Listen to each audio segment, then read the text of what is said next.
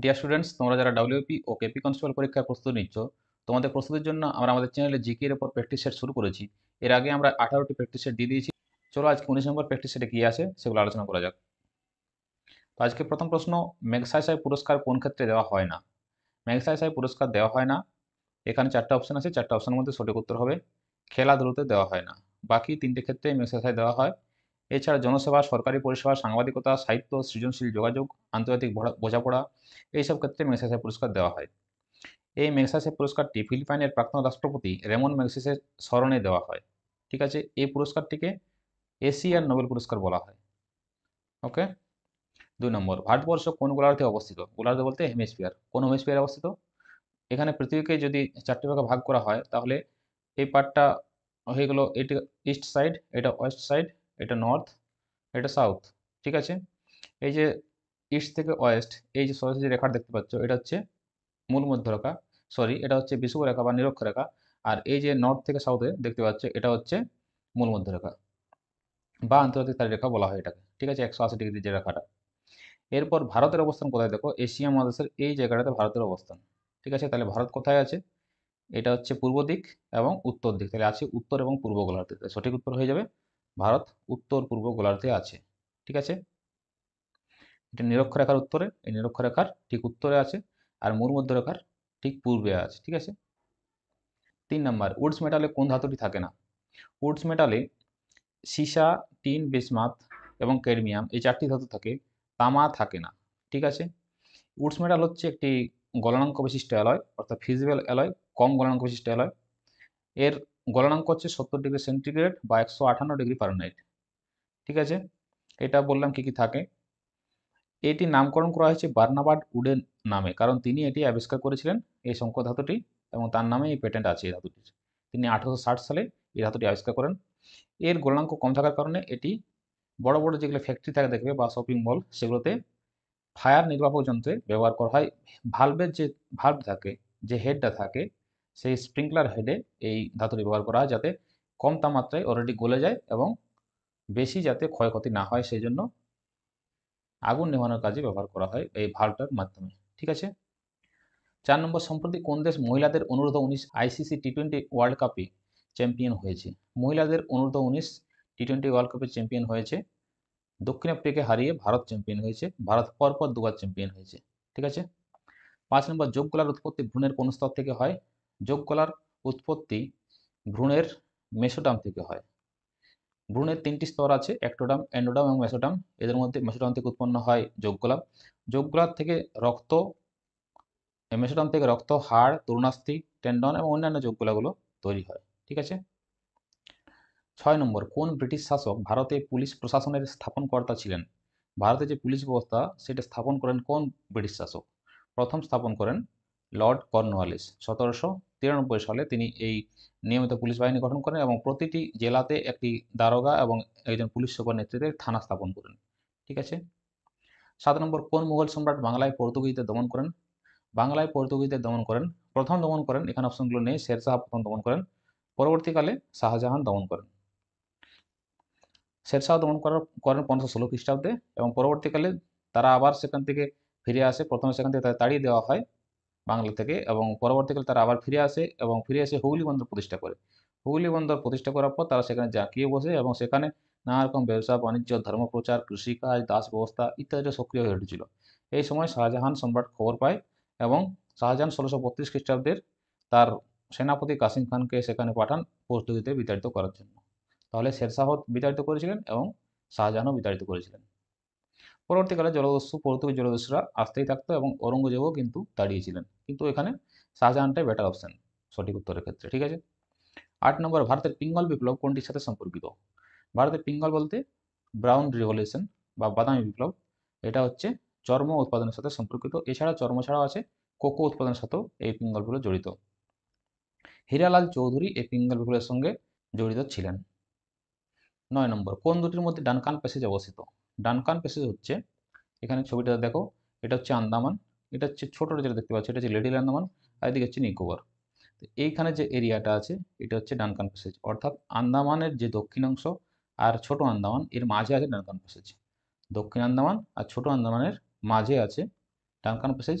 আর যে 10 ডিগ্রি চ্যানেলটা আছে সেটা আছে আন্দামান এবং নিকোবরের মাঝে আছে 10 ডিগ্রি চ্যানেল, এটা মনে রাখবে, এটা পরীক্ষায় আসে। ওকে।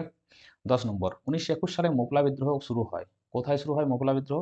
মোপলা বিদ্রোহ শুরু হয় কেরলে, এটাকে এই জন্য মালাবার বিদ্রোহ বলা হতো। কেরালা রাজ্যে মালাবার অঞ্চলে শুরু হয়েছিল 1921 সালে। কারণটা কি ছিল? ব্রিটিশ ঔপনিবেশিক শাসন এবং স্থানীয় জমিদারদের অত্যাচারের বিরুদ্ধে একটা কৃষক বিদ্রোহ গড়ে উঠেছিল এটা। ঠিক আছে। মোপলা কারা ছিল? মোপলা হচ্ছে যারা আরব বণিকরা ভারতে আসতো তাদের বংশধর ছিল এই মোপলারা। ঠিক আছে। এটা হচ্ছে মুসলিম সম্প্রদায়ের একটি অংশ এই মোপলারা। 11 নম্বর, ভারতের কোন রাজ্যকে খনিজ ভাণ্ডার বলা হয়? ভারতের খনিজ ভাণ্ডার বলা হয় ছোটনাগপুর মালভূমি অঞ্চলকে। ছোটনাগপুর মালভূমিতে এই 4টা জেলায় আছে, এই 4টা রাজ্যই আছে। এদের মধ্যে ঝাড়খণ্ডের বেশিরভাগ অংশ ছোটনাগপুর মালভূমিতে পড়ছে, তাই ঝাড়খণ্ডের সঠিক উত্তর এখানে হবে। এখানে কি কি পাওয়া যায়? কয়লা, লোহা খড়ি, গব্র, বক্সাইট প্রভৃতি খনিজের এখানে ভাণ্ডার আছে। ঠিক আছে, এই জন্য একে খনিজ ভাণ্ডার বলা হয়। 12 নম্বর, পেট্রো রসায়ন শিল্পের জন্য বিখ্যাত পশ্চিমবঙ্গের কোন অঞ্চল? পেট্রো রসায়ন শিল্পের জন্য বিখ্যাত পশ্চিমবঙ্গের হলদিয়া শিল্পাঞ্চল, যেটি পূর্ব মেদিনীপুরে রয়েছে। এখানে পেট্রোকেমিক্যাল, তৈল শোধনাগার এবং অন্যান্য রাসায়নিক শিল্প রয়েছে। নিম্নলিখিত রাজ্যগুলির মধ্যে কোনটিতে দূরহস্তি জলবিদ্যুৎ শক্তি উৎপাদন প্রকল্প স্থাপিত হয়েছে? 4টি অপশন আছে, সঠিক উত্তর হবে জম্মু কাশ্মীরে চেনাব নদীর উপর এই দূরহস্তি জলবিদ্যুৎ শক্তি উৎপাদন কেন্দ্র গড়ে উঠেছে। এটি আছে কিস্তওয়াড় জেলার চেনাব নদীর উপর। আর চেনাব নদীর উপর আরেকটি জলবিদ্যুৎ কেন্দ্র আছে, সেটি হচ্ছে সালাল জলবিদ্যুৎ প্রকল্প, এটাও তোমাদের পরীক্ষায় আসে। ঠিক আছে, এটাও জম্মু কাশ্মীরে সালাল জলবিদ্যুৎ প্রকল্প। ঠিক আছে। 14 নম্বর, এভারেস্ট জয়ী প্রথম বাঙালি মহিলা কে? প্রথম এভারেস্ট জয়ী বাঙালি মহিলা হচ্ছেন অপশন ডি কুঙ্গা ভুটিয়া হবে সঠিক উত্তর। ঠিক আছে, শিপ্রা মজুমদার কিন্তু হবে না। আর প্রথম যদি ভারতীয় মহিলা বলা হয় তাহলে বাচেন্দ্রী পাল হবে। আর প্রথম যদি বলা হয় মানুষ তাহলে হবে নিউজিল্যান্ডের এডমন্ড হিলারি আর দার্জিলিংয়ের শেরপা তেনজিং নোরগে। ঠিক আছে, ইনাকে নেপাল বংশোদ্ভূত বলা হয়, পরবর্তীকালে তিনি ভারতের নাগরিক হয়ে যান। ঠিক আছে। ইনারা গিয়েছিলেন 1953 সালে প্রথম, পরবর্তীকালে মহিলাদের মধ্যে বাচেন্দ্রী পাল 1984 সালে, বাংলার মহিলা 1994 সালে দার্জিলিংয়ের কুঙ্গা ভুটিয়া গিয়েছিলেন এবং পরবর্তীকালে শিপ্রা মজুমদারও গিয়েছিলেন 2004 সালে এবং ছন্দা গায়েন গিয়েছিলেন সম্ভবত 14-15 সালে। ঠিক আছে। 15 নম্বর, মুখবিবরে কোন জাতীয় খাদ্য পরিপাক হয়? মুখবিবরে পরিপাক হয় শর্করা বা শ্বেতসার বা কার্বোহাইড্রেট জাতীয় খাদ্য। কারণ এখানে আমাদের লালার মধ্যে অ্যামাইলেজ উৎসেচক আছে, অ্যামাইলেজ বা টায়ালিন উৎসেচক আছে। এছাড়াও আমাদের মুখবিবরে মল্টেজ উৎসেচকও আছে। 16 নম্বর, আইলেটস অফ ল্যাঙ্গারহ্যান্স কোথায় অবস্থিত? আইলেটস অফ ল্যাঙ্গারহ্যান্স অবস্থিত অগ্ন্যাশয়তে। ঠিক আছে। অগ্ন্যাশয় আমাদের মিশ্রগ্রন্থি। ঠিক আছে, এটা পরীক্ষায় আসে মিশ্রগ্রন্থি কোনটি, তাহলে কি হবে? অগ্ন্যাশয়। মিশ্রগ্রন্থি কেন বলা হয়? কারণ এখানে অন্তঃক্ষরা বহিঃক্ষরা দুরকমের গ্রন্থি এখানে থাকে। এটি হজম অর্থাৎ পরিপাকেও সাহায্য করে এবং হরমোন নিঃসরণেও সাহায্য করে। এর অন্তঃস্রাবী অংশ বহিঃক্ষরাটাই পরিপাক করে, আর অন্তঃক্ষরা যেটা সেটা হচ্ছে আইলেটস অফ ল্যাঙ্গারহ্যান্স নামে পরিচিত। এখানে বিভিন্ন ধরনের কোষ থাকে, যেমন বিটা কোষ ইনসুলিন তৈরি করে, পরীক্ষায় আসে বারবার, অগ্ন্যাশয় থেকে বারবার প্রশ্ন আসে, তাই এটি খুবই ইম্পর্টেন্ট, ভেরি ভেরি ইম্পর্টেন্ট, এখানে যতগুলো দেওয়া আছে। আর আলফা কোষ থেকে গ্লুকাগন তৈরি হয়, সবগুলো মনে রাখবে। বিটা কোষ ইনসুলিন তৈরি করে, আলফা কোষ গ্লুকাগন তৈরি করে। অগ্ন্যাশয় মিশ্রগ্রন্থি। অগ্ন্যাশয় কোথায়? আইলেটস অফ ল্যাঙ্গারহ্যান্স কোথায় অবস্থিত? অগ্ন্যাশয়। ঠিক আছে, 4টা প্রশ্ন এখানে, বড় বড় প্রশ্ন। 17 নম্বর, পিটের ভার শোষণ কবে পাস হয়? পিটের ভার শোষণ আইন পাস হয় 1784 খ্রিস্টাব্দে। ঠিক আছে। কারণটা কি ছিল? ইস্ট ইন্ডিয়া কোম্পানি যে আধিপত্য ছিল সেটা হ্রাস করে ব্রিটিশ সরকারের নিয়ন্ত্রণ আরও সুসংহত করা, এটাই ছিল প্রধান বৈশিষ্ট্য এই পিটের ভার শোষণ আইনে। এটি ব্রিটিশ পার্লামেন্টে পাস হয়েছিল। ওকে। 18 নম্বর, বাহমানি সাম্রাজ্যের প্রতিষ্ঠাতা কে ছিলেন? বাহমানি সাম্রাজ্যের প্রতিষ্ঠাতা ছিলেন আলাউদ্দিন বাহমান শাহ। ঠিক আছে। আলাউদ্দিন বাহমান শাহ, এনাকে হাসান গাঙ্গুও বলা হতো। ইনি 1347 খ্রিস্টাব্দে সাম্রাজ্য প্রতিষ্ঠা করেন। আলাউদ্দিন হাসান বাহমান শাহ একজন আফগান বা তুর্কি সেনাপতি ছিলেন। তিনি প্রথম দাক্ষিণাত্যে বাহমানি সাম্রাজ্য প্রতিষ্ঠার মাধ্যমে একটা স্বাধীন মুসলিম রাজ্য প্রতিষ্ঠা করেছিলেন। ঠিক আছে। 19 নম্বর, নক্ষত্রগুলো আকাশে মিটমিট করে কেন? আমি আলোর ক্লাসে তোমাদের বুঝিয়েছি, আলোর একটা ভিডিও পুরো দেওয়া আছে।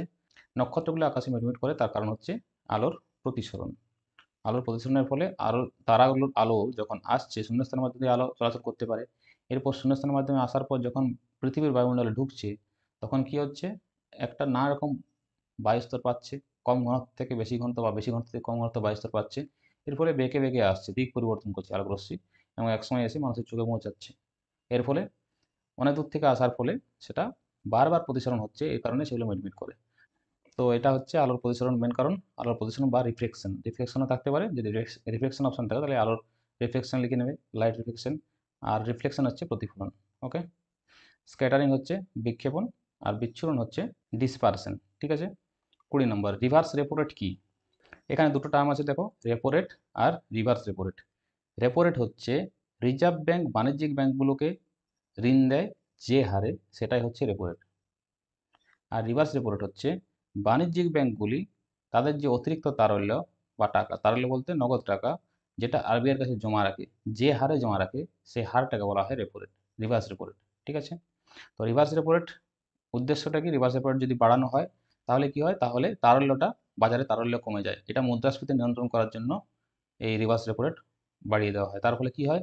ব্যাংকগুলো তাদের যে টাকা, সেই টাকাটা বেশি পরিমাণে আরবিআইয়ের কাছে জমা রাখে। তাদের টাকা বেশি পরিমাণে লোন দেওয়ার প্রয়োজন হয় না, তারা রিজার্ভ ব্যাংকের কাছেই টাকাটা জমা করে দেয়। আর যদি রেপো রেটের, রিভার্স রেপো রেট পরিমাণ হ্রাস করে দেওয়া হয় তাহলে কি হয়? ব্যাংকগুলো সেই টাকাটা কি করে? লোন দেয়, ব্যক্তিদের লোন দেয়। তার ফলে তারা সবাই লোন নেয় আর লোন নিয়ে খরচ করে মানুষেরা। ওকে, বর্তমানে রেপো রেট হচ্ছে 5.50%, অর্থাৎ এই হারে বাণিজ্যিক ব্যাংকগুলিকে ঋণ দেয়। কে দেয়? রিজার্ভ ব্যাংক দেয়। ঠিক আছে। আর 3.35% এই হারে ব্যাংকগুলো পায় রিজার্ভ ব্যাংকের কাছ থেকে। যদি কোনো টাকা রাখে তাহলে ব্যাংকগুলো পায়। একটা নির্দিষ্ট পরিমাণ টাকা ব্যাংকের, রিজার্ভ ব্যাংকের কাছে রাখতেই হয়। ঠিক আছে। তাহলে এটা সঠিক উত্তর কী হয়ে যাবে? যে হারে অন্যান্য ব্যাংক রিজার্ভ ব্যাংকে টাকা ধার বা জমা দেয়, এটা হয়ে যাবে সঠিক উত্তর। 21 নম্বর, নিচের কোনটির কারণে মুদ্রাস্ফীতি হতে পারে? মুদ্রাস্ফীতি হতে পারে যদি অর্থের পরিমাণ বেড়ে যায় এবং উৎপাদন হ্রাস, অর্থের সরবরাহ যদি বৃদ্ধি পায় এবং উৎপাদন হ্রাস হয় তাহলে মুদ্রাস্ফীতি হতে পারে। কীরকম দেখো, যদি অর্থের পরিমাণ বেড়ে যায় তখন কী হয়? মানুষ বেশি বেশি করে জিনিস কিনতে থাকে, অর্থাৎ মানুষ বেশি করে খরচ করে। তার ফলে চাহিদা বেড়ে যায়, বাজারে ডিমান্ডটা বেড়ে যায়। আর ডিমান্ড যদি বেড়ে যায় তাহলে সেই জিনিসটার দাম বাড়বে। উৎপাদন যদি কম হয়, উৎপাদন হ্রাস যদি কম হয় তাহলে কী হবে? কোনো একটা জিনিসের তোমার 1 কিলো আলুর যে দাম পড়বে, সেটা যদি উৎপাদন বেশি হয় তাহলে সেটা কম দাম পড়বে। তাহলে উৎপাদন যদি হ্রাস হয় সেক্ষেত্রেও মুদ্রাস্ফীতির একটা প্রভাব পড়ে। মুদ্রাস্ফীতি বলতে কোনো জিনিসপত্রের দাম স্ফীত হয়ে যাওয়া। ঠিক আছে, দাম বেড়ে যাওয়া, মোদ্দা কথা দাম বেড়ে যাওয়া হচ্ছে মুদ্রাস্ফীতি। 22 নম্বর, কেন্দ্রশাসিত অঞ্চলের প্রশাসকদের পদমর্যাদা কী? কেন্দ্রশাসিত অঞ্চলের প্রশাসকদের এই লেফটেন্যান্ট গভর্নরও বলা হয়, চিফ কমিশনারও বলা হয়, প্রশাসকও বলা হয়। তাহলে উপর সবকটি, এটা হবে সঠিক উত্তর। যদিও এই চিফ কমিশনার এখন আর নিয়োগ করা হয় না, কিন্তু লেফটেন্যান্ট গভর্নর এবং প্রশাসক কেন্দ্রশাসিত অঞ্চলে এখন আছে। ঠিক আছে। কোন কোন জায়গায় লেফটেন্যান্ট গভর্নর আছে? দিল্লি, পুডুচেরি, আন্দামান নিকোবর দ্বীপপুঞ্জ, জম্মু কাশ্মীর, লাদাখ। প্রধান কমিশনার এগুলো দেখা যায় না পদে এখন। আর প্রশাসক বা অ্যাডমিনিস্ট্রেটর, এটা রাষ্ট্রপতি কর্তৃক নিযুক্ত হয়। কোথায়? চণ্ডীগড়, দাদরা নগর হাভেলি, দমন দিউ, লাক্ষাদ্বীপ, এগুলোতে ব্যবহৃত হয়। লেফটেন্যান্ট গভর্নর সাধারণত একটি বৃহত্তর কেন্দ্রশাসিত অঞ্চলের প্রধান হন এবং তার পদমর্যাদা রাজ্যপালের অনুরূপ। আর প্রশাসক হচ্ছে যেগুলো ছোট কেন্দ্রশাসিত অঞ্চল থাকে। ওকে। 23 নম্বর, নিম্নলিখিত রাষ্ট্রপতির মধ্যে কে দুবার রাষ্ট্রপতি পদে নির্বাচিত হয়েছেন? প্রথম রাষ্ট্রপতি ছিলেন ডক্টর রাজেন্দ্র প্রসাদ, ইনি পরপর দুবার রাষ্ট্রপতি পদে নির্বাচিত হন। ঠিক আছে। 24 নম্বর, চিলি সল্টপিটার সংকেত কি? চিলি সল্টপিটার সংকেত হচ্ছে NaNO3, সোডিয়াম নাইট্রেট, এটাকে চিলি সল্টপিটার বলা হয়। এটি চিলিতে প্রচুর পরিমাণে পাওয়া যায়, এই জন্য চিলি সল্টপিটার এটাকে বলা হয়। ঠিক আছে। কাজ কি? সার, গান পাউডার, আতশবাজি, খাদ্য প্রক্রিয়াকরণে ব্যবহৃত হয়। সাধারণ সল্টপিটার বা পটাশিয়াম নাইট্রেট, এটাকে আলাদা করার জন্য চিলি সল্টপিটার বলা হয় এটাকে। 25 নম্বর, আদালত কর্তৃক কার্যকর নয় ভারতীয় সংবিধানের কোন অংশটি? আদালত কর্তৃক কার্যকর নয় ভারতীয় সংবিধানের ডিপিএসপি বা রাষ্ট্রের নির্দেশমূলক নীতিসমূহ। এই নীতিগুলো কীরকম? এগুলো সরকার পরিচালনার জন্য কতগুলো নীতি, এগুলো আদালতে বলবৎ করা যায় না। কিন্তু সরকার যখন কোনো নীতি গঠন করে, কোনো আইন গঠন করে, তখন এই ডিপিএসপিগুলো ফলো করে, যাতে গঠন করে, সেই জন্য ডিপিএসপিগুলো রাখা আছে। এটা আছে 4র্থ অংশে আছে, সম্ভবত 51A-তে আছে। আর এই ডিপিএসপিগুলো নেওয়া হয়েছে আয়ারল্যান্ডের সংবিধান থেকে। ঠিক আছে। তাহলে 25টি প্রশ্ন ছিল। 25টা প্রশ্নের মধ্যে তোমরা কতগুলো করতে পারলে তোমরা অবশ্যই কমেন্ট বক্সে কমেন্ট করে জানাও। আমি রেগুলার তোমাদের প্রস্তুতির জন্য প্র্যাকটিস সেট নিয়ে আসছি, অঙ্কের প্র্যাকটিস সেট করাচ্ছি তোমাদের, তার সাথে ক্লাসও করাচ্ছিলাম, কিন্তু তোমাদের রেসপন্স ভালো না আসার জন্য আমি ভাবছি অঙ্কের ক্লাসটা অফ করে দেবো। তোমাদের অঙ্কের প্র্যাকটিস সেটই নিয়ে আসবো মাঝে মধ্যে। ভিডিওগুলো ভালো লাগলে অবশ্যই লাইক করবে, বন্ধুর সাথে শেয়ার করবে। যারা প্রস্তুতি নিচ্ছে তাদেরকে প্রশ্নগুলো দেখাবে, তারা কতগুলো করতে পারে দেখবে। আর যে কোনো রকম সমস্যার জন্য তোমরা অবশ্যই কমেন্ট বক্স খোলা আছে, কমেন্ট করে অবশ্যই জানাতে পারো। তাহলে ডিয়ার স্টুডেন্টস, নেক্সট ক্লাসের জন্য বাই বাই, থ্যাংক ইউ।